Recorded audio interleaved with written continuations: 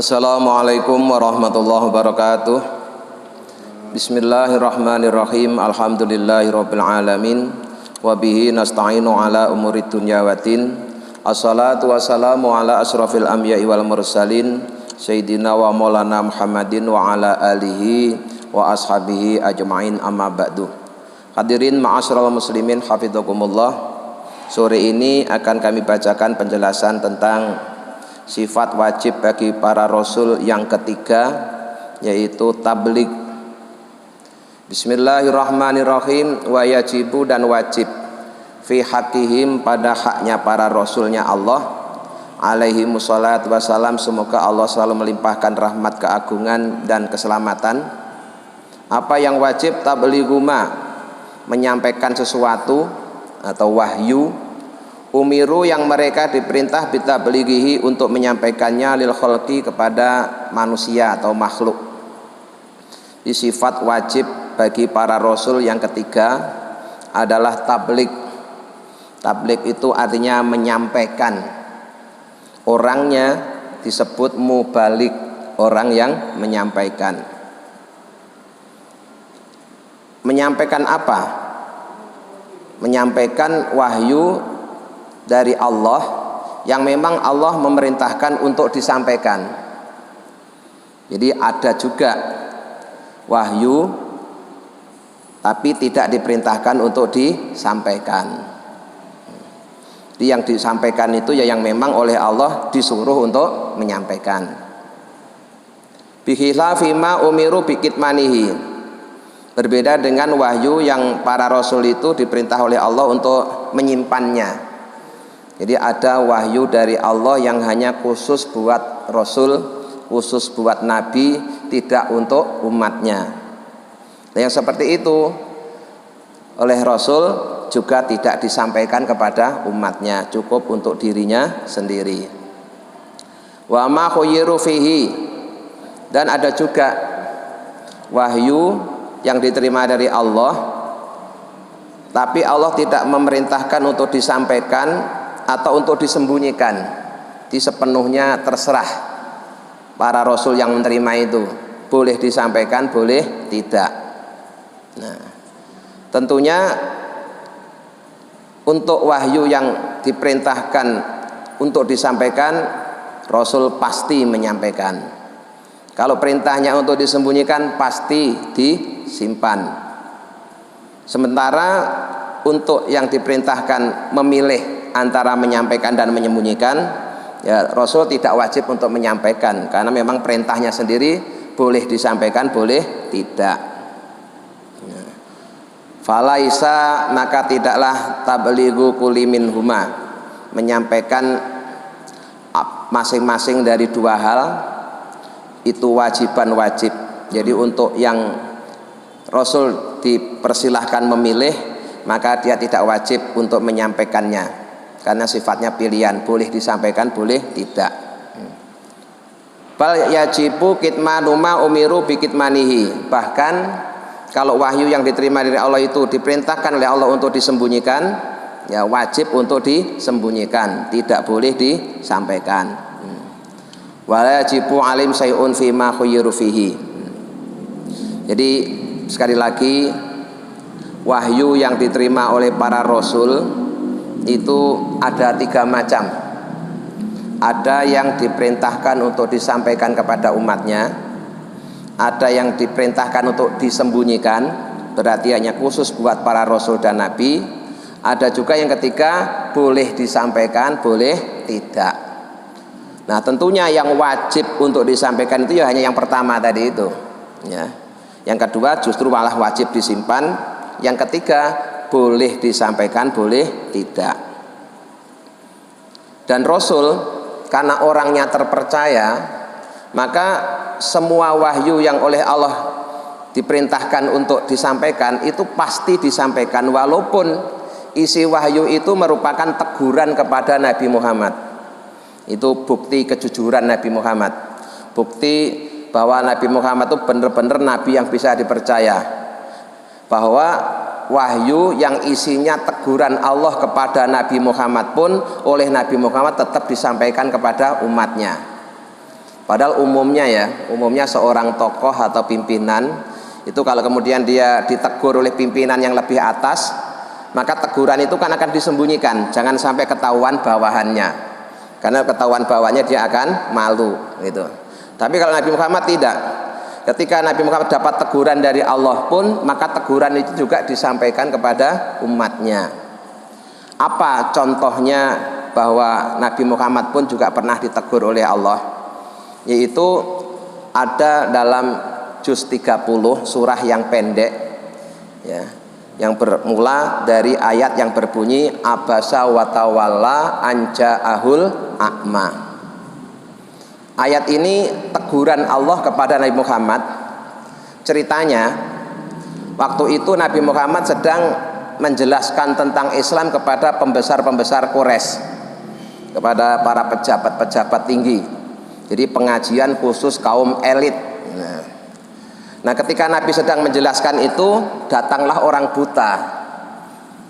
Namanya orang buta, dia tidak tahu Nabi sedang berhadapan dengan siapa.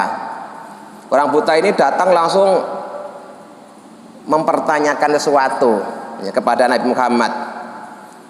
Maka reaksi spontan Nabi Muhammad sebagai seorang manusia itu melengos, tidak mempedulikan pertanyaan si buta tadi itu, karena Nabi sedang konsentrasi menghadapi pembesar-pembesar Quraisy. Nah, sikap Nabi yang seperti itu oleh Allah ditegur, abasa wa tawalla anja'ahul a'ma, bermuka masam dan berpaling karena kedatangan seorang yang buta. Nah, itu kan ayat teguran buat Nabi Muhammad. Seandainya Nabi Muhammad itu bukan seorang rasul yang bisa dipercaya, bukan seorang rasul yang punya sifat tabligh, tentu ayat itu akan disembunyikan, tidak perlu disampaikan. Malu aku pernah ditegur oleh Allah, mestinya kan begitu. Tapi kenyataannya tidak. Walaupun ayat itu isinya teguran buat Nabi Muhammad, Nabi Muhammad tetap menyampaikan ayat tersebut kepada umatnya, karena memang perintahnya Allah, wahyu itu harus disampaikan kepada umatnya. Nah, wadituhu kitmanu dzalika, kebalikan dari sifat tabligh adalah kitman ya, kitman itu maknanya menyembunyikan. Ai jami'i ma umiru bitablihi lil khalqi, jadi menyembunyikan semua wahyu yang diterima dari Allah untuk disampaikan kepada umatnya, yang mestinya disampaikan tidak disampaikan, itu mustahil ya, mustahil, tidak mungkin terjadi.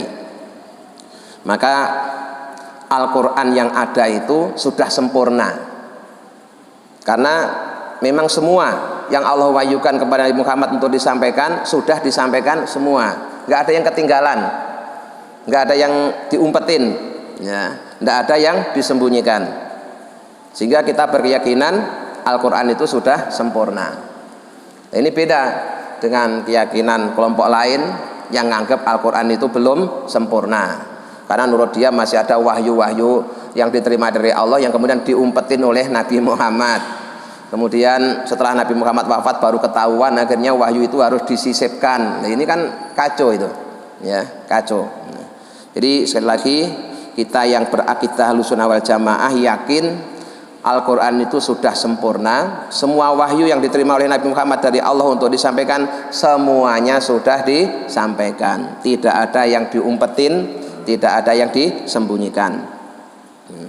Wa dalilu ala dzalika ay jami'i ma umiru bitablighi annahum law lam yablughu lakatamu itla wasitata bainal kitmani wa tablighi lakinnahum lam yaktumu.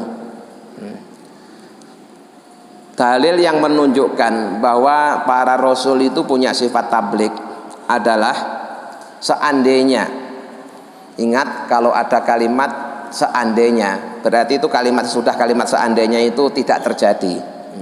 Seandainya Nabi Rasul itu tidak menyampaikan wahyu kepada umatnya, artinya ada yang disembunyikan, maka yang demikian itu akan mustahil. Perilaku menyembunyikan wahyu itu mustahil, karena memang tidak ada kata-kata yang posisinya antara menyampaikan dan menyembunyikan.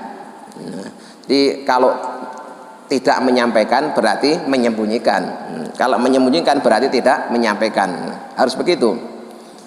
Tidak ada kata-kata yang setengah menyampaikan, setengah menyembunyikan, itu tidak ada. Tidak ada yang seperti itu. Itlau kata musai'an aibatun mimma umiru bitablighi li khalqi lakunna ma'murina bikitmanil ilmi. Seandainya para rasul itu menyembunyikan wahyu yang diterima dari Allah untuk disampaikan tapi tidak disampaikan, niscaya kita pun juga akan diperintahkan untuk menyembunyikan ilmu. Ya, seandainya Rasul itu ada yang iseng menyembunyikan wahyu sehingga yang mestinya disampaikan tidak disampaikan, maka kita sebagai pengikut Rasul juga akan diperintahkan untuk menyembunyikan ilmu, untuk meneladani Rasul. Rasul aja menyembunyikan wahyu, kita juga boleh dong menyembunyikan ilmu. Karena di dalam Al-Quran Allah berfirman wattabi'uhu la'allakum tahtadun, dan kalian semua ikutilah Nabi Muhammad la'allakum tahtadun, agar kalian mendapatkan petunjuk. Jadi seandainya para rasul itu menyembunyikan wahyu, maka kita sebagai umatnya pun juga akan diperintahkan untuk menyembunyikan ilmu. Padahal menyembunyikan ilmu ini bahayanya besar sekali. Maka kitmanul ilmi, menyembunyikan ilmu itu termasuk perbuatan maksiat, Pak. Ya. Termasuk dosanya orang alim itu adalah ketika orang itu tidak mau menyampaikan ilmu yang diperlukan oleh masyarakatnya. Itu dosa. Jadi menyampaikan ilmu itu satu kewajiban. Kalau tidak disampaikan, dia akan berdosa. Cuma ya, dia ada pilihan kapan dia harus menyampaikan, karena memang tidak semua ilmu itu bisa disampaikan kepada sembarang orang ya. Jadi ada saatnya hal ini harus disampaikan, ada saatnya ini belum waktunya, itu memang seperti itu ya. Tapi kalau dari awal memang orang itu niat menyembunyikan ilmu, itu sudah termasuk perbuatan maksiat. Wala yasihu an nu'mara bihi ay bikitmanil ilmi li anal katimal ilmi mal'unun. Dan tidak sahlah jika kita diperintahkan untuk menyembunyikan ilmu, karena sungguhnya menyembunyikan ilmu itu akan dilaknat. Pengertian dilaknat itu dijauhkan dari rahmat Allah. Di dalam Al-Quran Allah berfirman innalladzina yaktumuna ma anzalna minal bayyinati wal huda mim ba'di ma bayyana lin-nasi fil kitab ulaika yal'anuhumullahu wa yal'anuhumul la'inun. Sesungguhnya orang-orang yang menyembunyikan apa yang telah kami turunkan berupa keterangan-keterangan yang jelas dan petunjuk setelah kami menerangkannya kepada manusia dalam Alkitab, mereka itu dilaknati Allah dan dilaknati pula oleh semua makhluk yang dapat melaknat. Jadi ini ancaman berat buat orang-orang yang menyembunyikan ilmu. Jadi bagi yang diamanai ilmu wajib untuk menyampaikan. Hadisnya yang populer ya, sering kita dengar, balighu anni walau ayatan, sampaikan dariku walaupun satu ayat. Seandainya kita punya ilmu cuma satu ayat itu tetap harus disampaikan. Kalau sampai diumpetin tidak disampaikan, dia berdosa. Cuma memang ada, Pak, beberapa ilmu itu hanya disampaikan ketika sudah mau meninggal dunia ya. Di kalangan sahabat tuh ada beberapa ilmu ya, yang itu hanya disampaikan saat menjelang meninggal. Jadi ketika menyadari dirinya itu sudah dekat dengan kematian, dia baru ingat kalau dia punya ilmu yang diterima dari Rasulullah yang belum disampaikan kepada manusia. Akhirnya dalam kondisi yang sudah mendekati kematian itu dia menyampaikan ilmu. Termasuk hadis itu, man qala la ilaha illallah dakhalal jannah.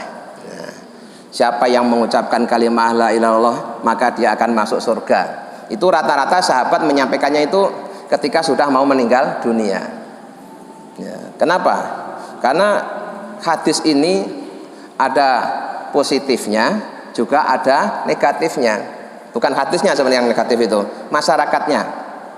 Ya. Karena ketika orang mendengar hadis tersebut akan muncul kesembronoan. Yang penting sudah la ilaha illallah. Ya. Itu dampak buruknya begitu. Dampak buruknya itu sebenarnya pada pendengarnya, bukan pada hadisnya. Yang kedua, dampak positifnya ini untuk menghindari supaya orang itu tidak putus asa dari rahmat Allah. Walaupun dosanya banyak, walaupun dia belum beramal soleh, tapi kok sebelum meninggal dunia dia sudah menyatakan diri tiada Tuhan selain Allah, maka dia punya hak untuk masuk surga. Jadi sekali lagi, prinsipnya semua ilmu yang diperintahkan Allah untuk disampaikan wajib untuk disampaikan, tidak boleh disembunyikan. Hanya saja kita harus tahu kapan saat yang tepat untuk menyampaikan ilmu dan kepada siapa ilmu itu disampaikan. Sore ini sampai di sini dulu. Insya Allah kita lanjutkan besok pembahasan tentang sifat fatonah, kecerdasan. Ya. Mari kita tutup dengan doa. Bismillahirrahmanirrahim. Asyhadu an la ilaha illallah, astaghfirullah, nas'alukal jannata wa na'udzubika minan nar. Allahumma innaka 'afuwun tuhibbul 'afwa fa'fu anna ya karim. Asyhadu an la ilaha illallah, astaghfirullah, nas'alukal jannata wa na'udzubika minan nar. Allahumma innaka 'afuwun tuhibbul 'afwa fa'fu anna ya karim. Asyhadu an la ilaha illallah, astaghfirullah, nas'alukal jannata wa na'udzubika minan nar. Allahumma innaka 'afuwun tuhibbul 'afwa fa'fu anna ya karim. Assalamualaikum warahmatullahi wabarakatuh.